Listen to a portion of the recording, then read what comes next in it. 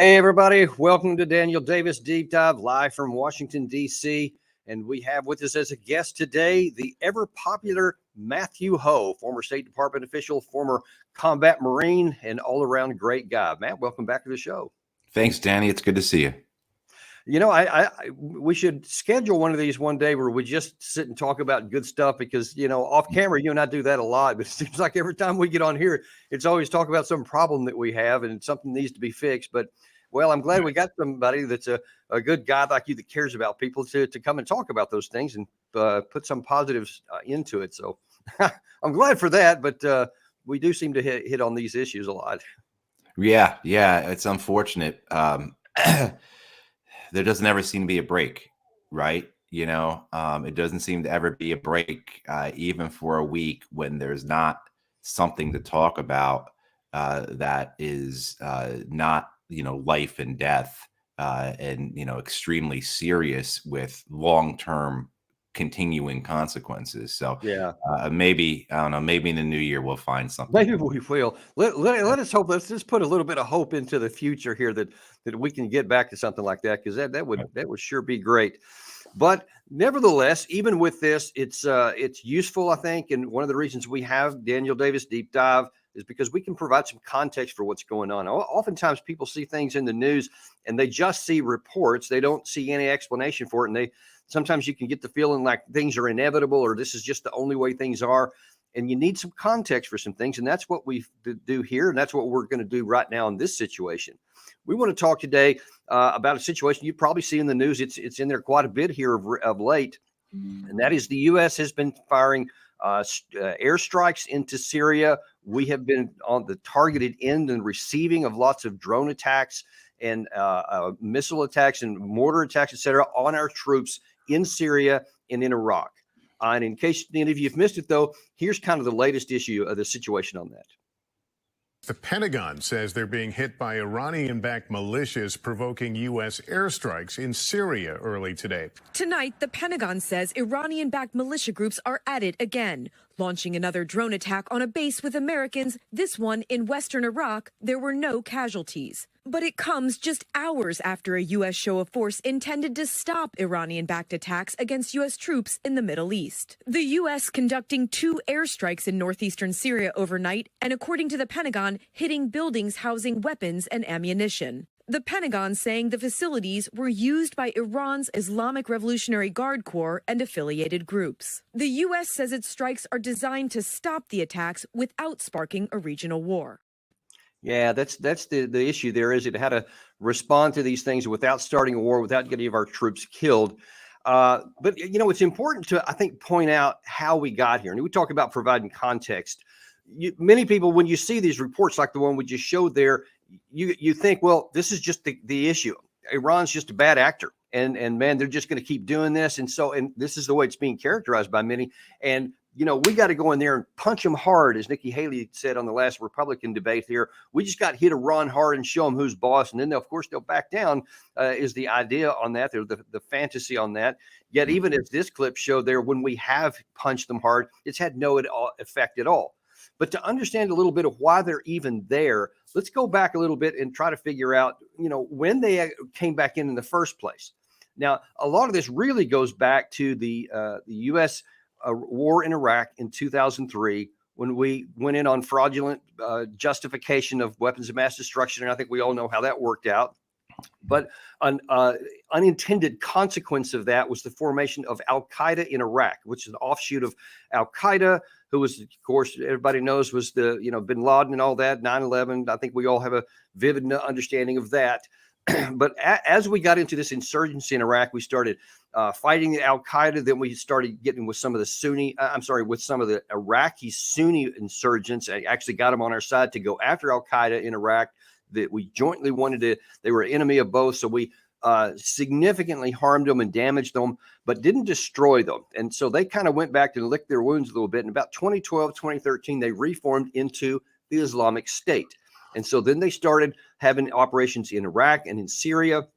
And then In 2014, they finally got into a large enough force where they started actually taking land and seizing cities in both Syria and Iraq. And in 2014, when Mosul fell and entire Iraqi divisions literally melted into thin air and ran away into the desert, Obama felt like he had to do something. And here's what he told the American people.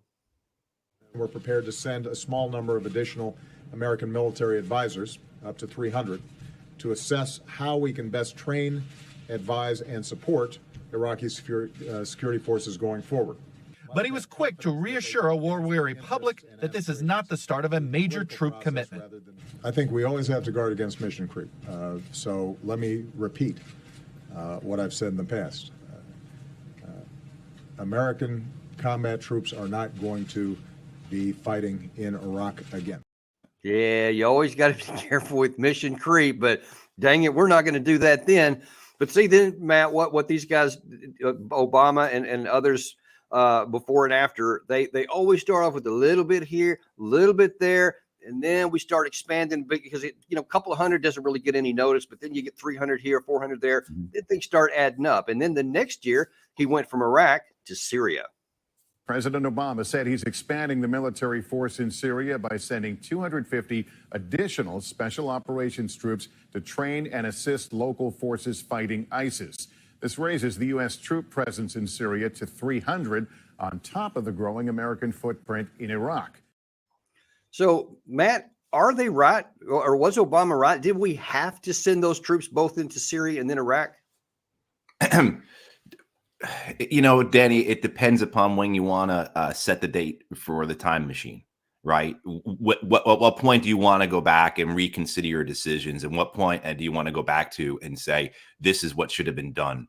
I think you've had decades of American policies that have made these kinds of things inevitable, because to the point you're getting at, you put more troops in and then you got to put more troops in and then you got to put more troops in, right? I mean, like, it just keeps building. You keep having this creep. And unless you go back and address the fundamental policies that are the things that are resulting in these troop presences, you're just going to have this continual sustained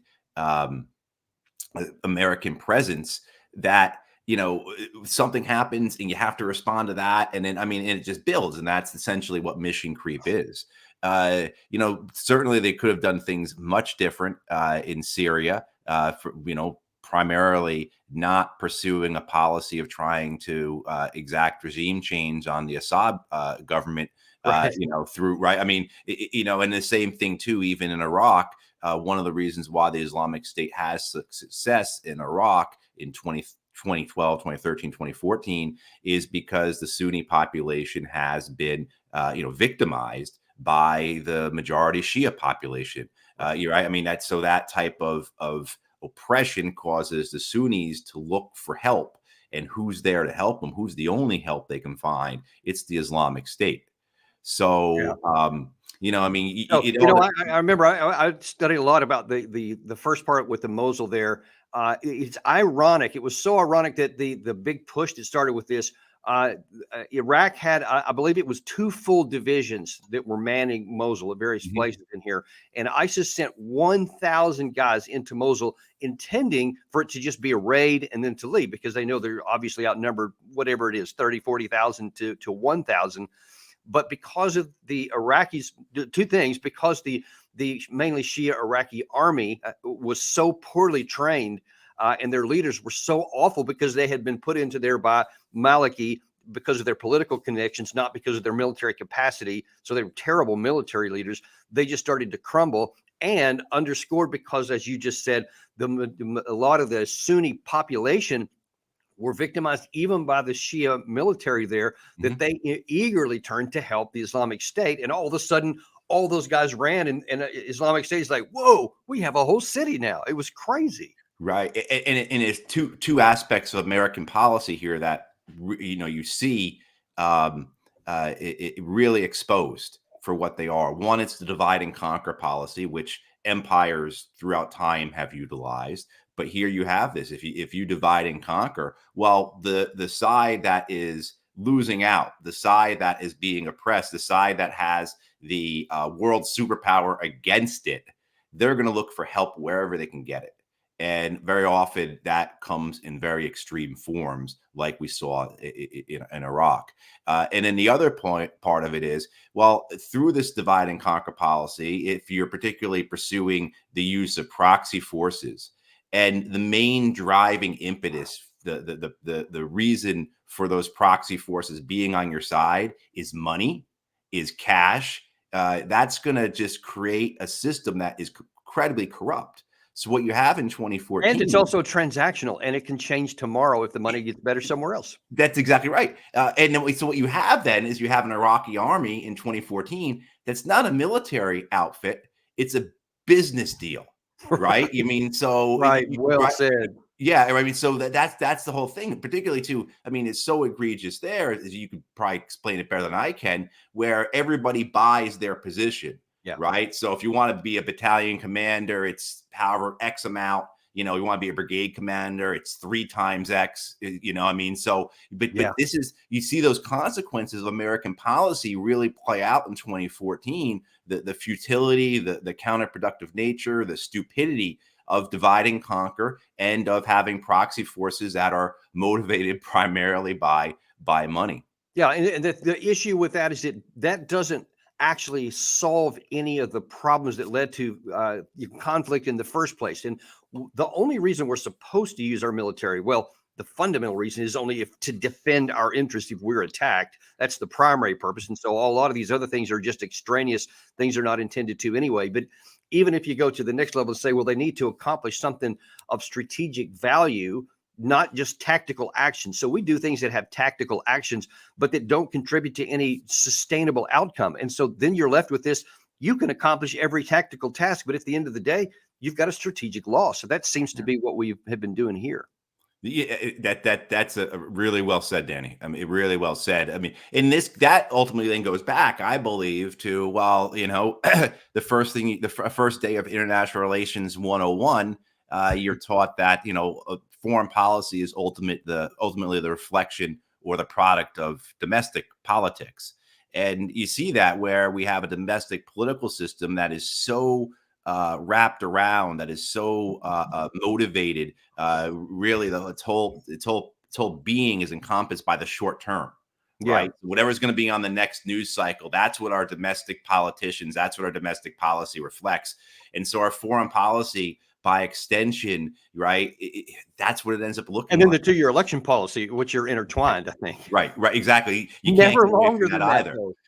You know, and one of the things that drives this, I think, that's so interesting is the evolution in American warfare. Because it's not, you know, I mean, I don't want anyone thinking that American foreign policy has remained static, that you know, people, while the same ends are being pursued, the means have evolved, they have been adjusted, they have changed. And one of the biggest ones you see is during the Obama administration, where it's you know, the U.S. government, this is no longer possible for us to put large amounts of American troops on the ground and sustain casualties. It's just not. So we have to pursue these wars in a manner that is hidden from the American people, or at least the costs are hidden. So we're going to use special operations forces and CIA. We're going to use contractors, because contractors don't count. You know, most people be amazed to know that more contractors were killed in Iraq and Afghanistan than American troops. And all those contractors, as you know, Danny, were doing jobs that in previous wars they would have had a uniform on.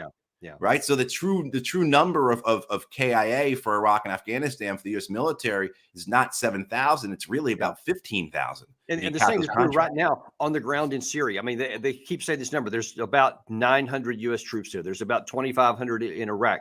But I bet there's probably close to 3,000, maybe even more total personnel in there. And I don't even know how many in Iraq. It's got to be upwards of 5,000, 6,000, 7,000, I would guess, when you add all the civilians into it. But Matt, I want to look back at one thing here before we shift on to the next section. And that is the premise that Obama had to send the troops back there in the first place. Now, he came into office saying he was going to end the bad war in Iraq and get the troops out, and he was going to finish the good war in Afghanistan, and he was going to get the troops out. That's a separate issue that he didn't end up doing that either. But so he did withdraw them in 2011, I believe December 2011.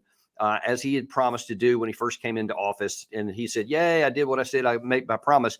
But then when the Iraqi army fell and ISIS rolled into Mosul, then he sent the troops back in there in little increments so that he could end up getting what he wanted in there.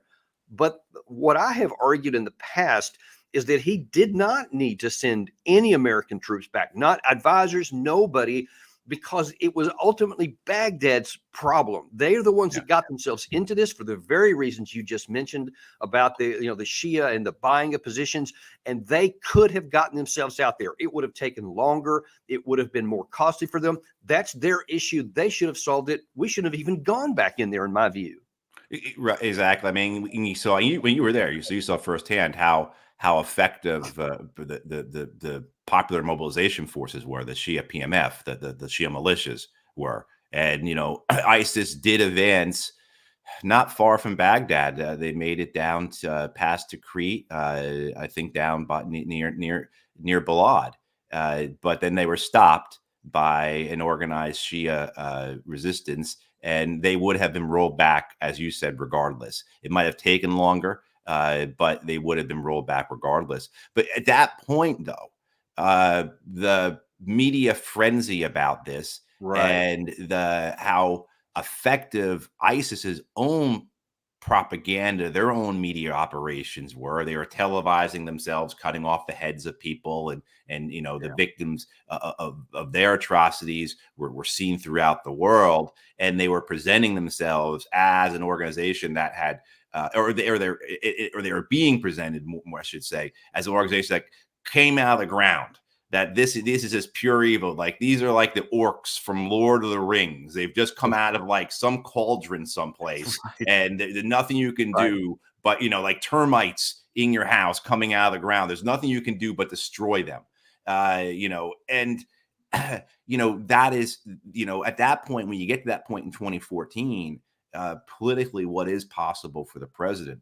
So the United States had, whether it was Obama's previous decisions, George W. Bush's decisions, Clinton's decisions. I mean, you go back, George H.W. Bush. I mean, all these things compound on one another till you reach that point where here Obama has no choice because of. Now let's look at that. Let's look at that point right there at Obama. For all the things that led up to it, and all the things that you just mentioned, both politically in the U.S.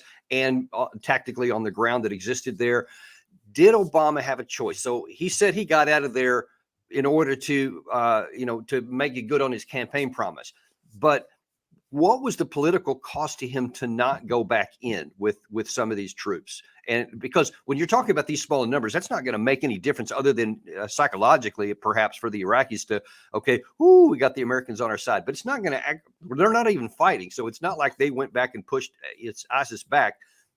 What was going to be the dynamic between whether Obama did or didn't? Let's just say for a minute that he hadn't yet made that final decision. What were the political pressures on him that made him lead to that decision? And what do you think would have happened had he not? Sure. You had the 2014 midterms coming up. So Mosul falls late spring, early summer of 2014, if I remember correctly. And so you have the midterms, and you have June 2014 to be specific. Yeah, June 2014. So you have the midterms in 5 months.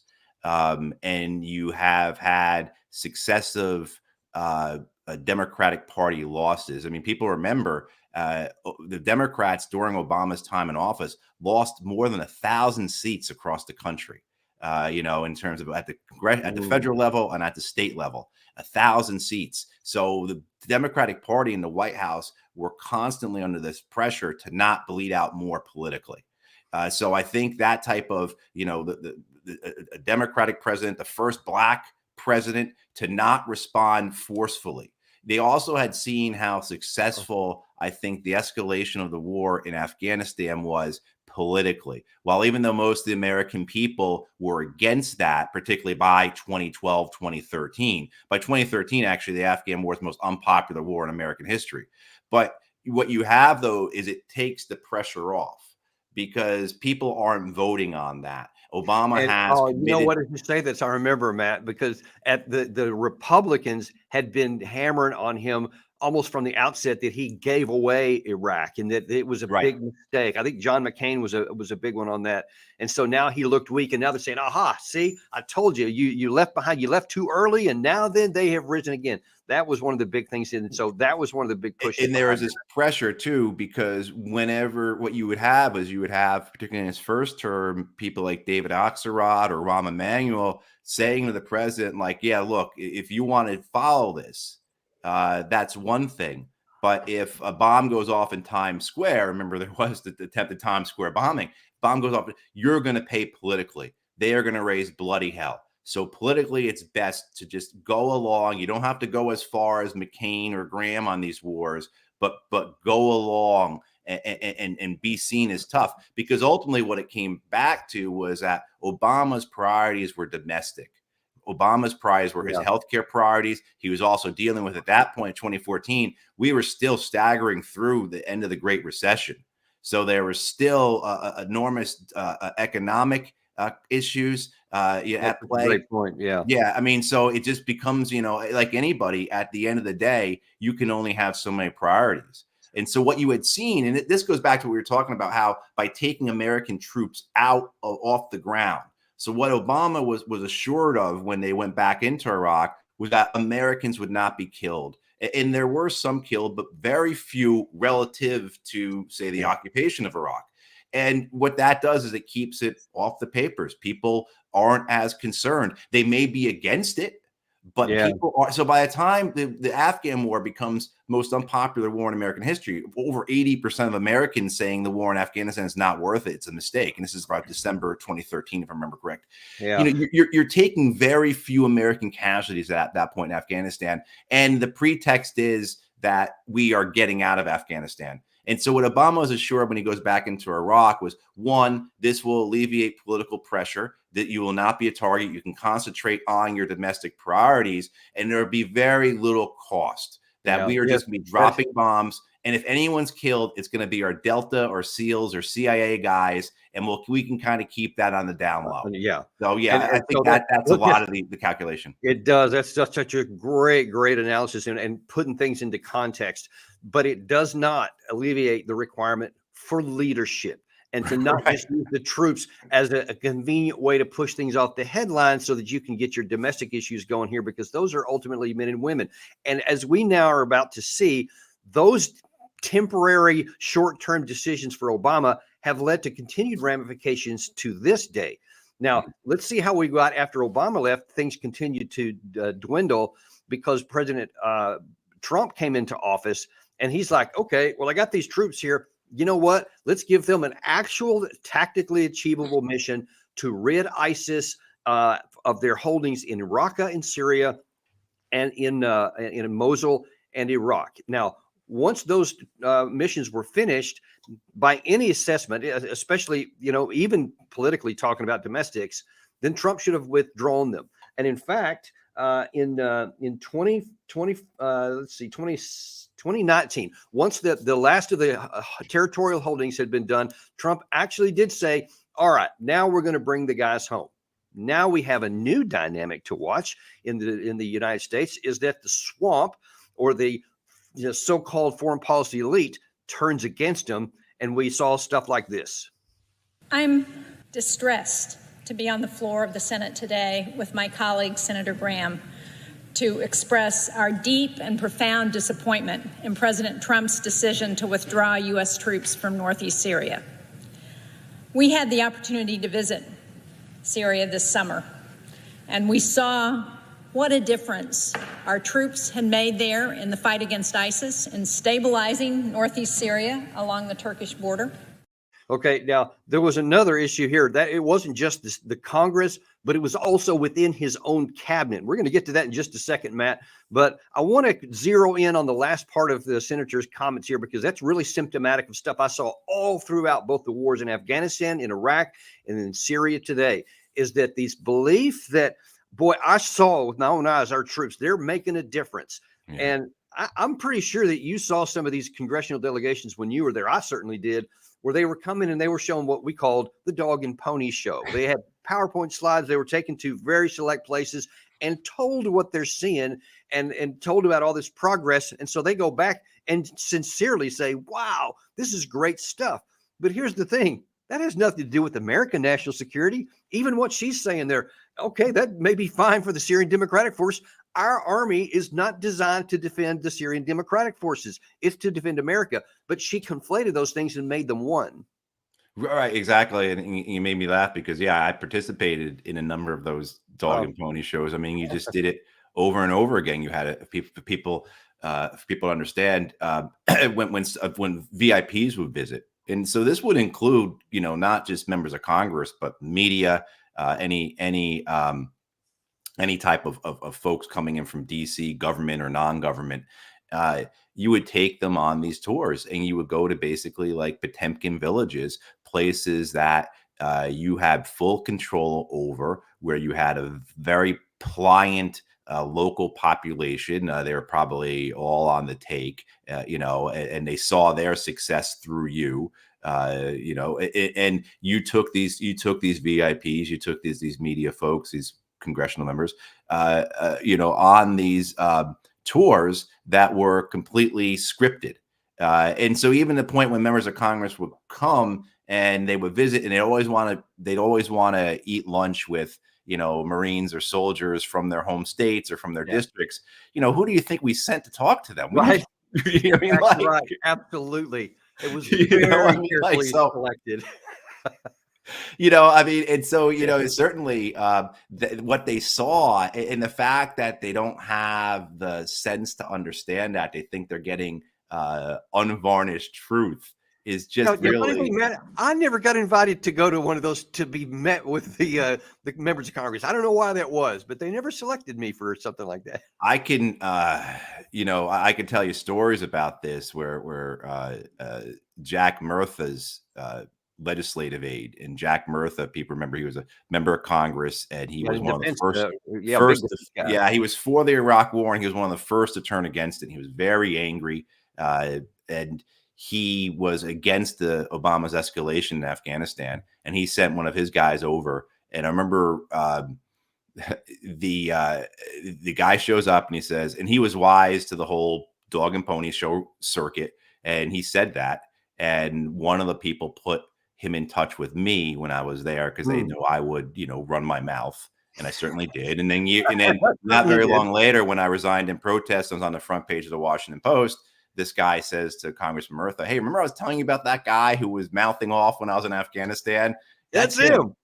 So, but certainly most of the time they do not hear that, and so their perspective is incredibly skewed. It's incredibly skewed. Yeah. But the fact that they can't put together the notion that this is what I heard last year, what I heard the year before, what I heard the year before that, and it's still the same situation or seemingly worse, or there's no end in sight. Why they can? Because they don't want to put it together, and either that's a willful thing. Yeah. Now, unfortunately, it doesn't stop at Congress, especially in the Trump administration. The so-called swamp or the machine, whatever you want to call it, all the bad terms, was also against him, as we saw when John Bolton jumped up and said, "Yeah, let's don't withdraw." National Security Advisor John Bolton speaking to Israeli leaders over the weekend, and he appears to really contradict something that the president says. He says that, not to worry, that U.S. troops will not be pulled out of Syria until after ISIS is defeated. And we know what the president said was, he wanted to do it in 30 days because ISIS has already been defeated, right? And I know he sort of massaged that statement a little bit later on, but we've kind of seen this movie before, Major, where the president says something or tweets out something, and then members of his cabinet are sort of dispatched to clarify, if not directly contradict what he said. Who are we to believe here? It's just fast-moving or actually slow-moving confusion. Because after all, Mattis left over this decision, which we all sort of thought was firm. Clearly he thought was, I presume, thought was firm too, and now it seems to be as you pointed out, Major, and as Anne-Marie says, Secretary Mattis resigned over this, but it sounds to me what John Bolton is doing is what other members of the administration, as you point out, have always done. In other words, seen the Secretary of State do it in North Korea. Mattis could have probably said, you know what, yes, Mr. President, we're going to do it based on what you've pronounced on Twitter or whatever, but done what Bolton is doing now. So you saw that so many times. You heard their reference to the Secretary of Defense Mattis actually resigned because I think the second time that Trump said he was going to withdraw the troops from Syria, he ended up saying that 3 times, ended up never doing it. And then at the very end, it wasn't anyone in the administration that was holding him back. It was kind of himself. Right. And, although at the point where they do start. I'm sorry. We had a clip there. Oh, I'm sorry. Showed Trump. Sorry. And then they say he left troops in Syria. You know what I did? I left troops to take the oil. I took the oil. The only troops I have are taking the oil. They're protecting the oil. I took over. We're taking the oil. We're not taking well, the oil. Maybe we will. Maybe we won't. They're protecting the facility. I don't know. Maybe we should take it. But we have the oil. Right now, the United States has the oil. Okay, there's a lot to unpack there. But in the time we have left, Matt, first I want to look at one kind of integral part. And this goes all the way back to the Obama part. It definitely applied during the Trump period and still applies to this day. And that is the legality. We have American troops on the ground in Syria, and the Syrian government didn't exactly invite us. What does that do for our credibility internationally when we always talk about upholding the international rules-based order and all that, as we have troops sitting on the ground in Syria because we want them there who have not been invited? I don't think there's any legality to it that I'm aware of. No, the American forces in Syria are undertaking an illegal occupation, and the double standard of the U.S., the hypocrisy, all it has done, the millions it has killed, the tens of millions it has displaced, the instability it's caused, right? All these things, is capped off by this hypocrisy, by this double standard, by the recitation of the need for a rules-based order while blatantly violating international law. And, the rest of the world sees through this. And now what we see, I think, not what I think, but what we're seeing is that further anger towards the U.S., the mistrust of the U.S., this disbelief of the U.S. has only been heightened by the U.S. support for Israel and Gaza. And so you're seeing a U.S. that has increasingly become isolated. And as many people talking about, the unipolar world is over. We're moving into a multipolar world. The idea of the United States as the world's hegemon is coming to an end. Well, as the United States does everything it can to control and to keep things from breaking apart, it puts more tension, puts more force, makes these decisions that speeds up this process of the American empire fragmenting. That's one of the most frustrating things in the world to me, because everybody in the U.S. loves to sound tough and to be strong and, to not let anybody walk all over us and, to not lead from behind. I mean, whatever pejorative you want to be able to use, is that we're doing these things that are actually counterproductive to our own national security, our own economic security, and our own future. And this is one of them, to where we always want to have this finger pointed at all these different countries around the world: Russia, North Korea, Iran. They're violating international rules-based order, ad nauseum, while we're this, kind of right in your face kind of illegal occupation, military possession in another country that definitely has said they don't want us there. And we don't seem to even be concerned at all with those obvious, grotesque double standards that we want to hold people to something. People we don't like, we want to hold them to one standard, and then we hold us to a different standard because, we just want to be there. Whether it's Trump for the oil or Biden, because with no stated reason, he's just leaving us there, which gets us back to the current place we're in right now, and to try to figure out where we need to go. Because because of the Israeli-Hamas war and our support for Israel, we have now put targets on the backs of all those troops in Iraq and in Syria and all over the areas where the troops are located there, because the people who were against Israel are seeing that we're for Israel. So they can't target Israel, so they can target us because we're there. If those troops were not there, they wouldn't be targets, and those Iran-backed groups would be powerless to do anything. But instead, they're there, and we've had, I think it's now 105, something like that, attacks since October 17th. Only by the grace of God, one particular attack didn't result in massive casualties because the warhead didn't explode. But how much longer are we going to, just hope luck keeps our troops from being killed?